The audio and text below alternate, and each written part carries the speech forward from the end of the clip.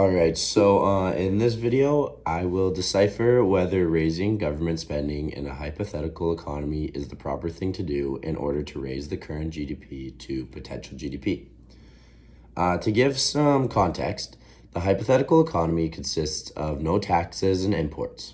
This economy's current GDP is $50 billion below potential GDP, which occurs at $800 billion. The government wants to raise spending by $50 billion to achieve potential GDP. Now that we have context, we can further understand the situation at hand.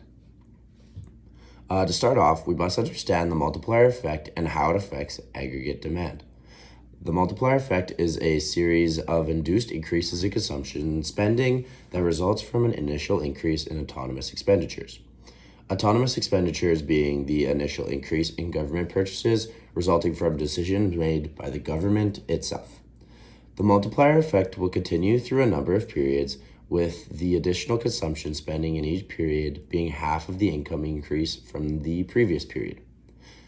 This process will eventually end after an unknown amounts of periods, in which we can label using the letter N. From this, we know the initial increase in government purchases would be $50 billion, causing the aggregate demand curve to initially shift to the right by exactly $50 billion because total spending in the economy is now higher at every price level.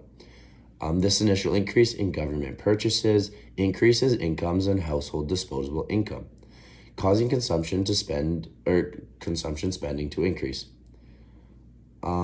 This will lead to a further increase in consumption spending by an unknown amount, causing the aggregate demand curve to shift even further, pushing the current GDP past potential GDP, causing a positive output gap to take form. This means that the economy is now producing above its sustainable limits, which is not ideal and leads to higher inflation. From this, we can conclude that raising government spending by $50 billion will push GDP past potential GDP because of the multiplier effect.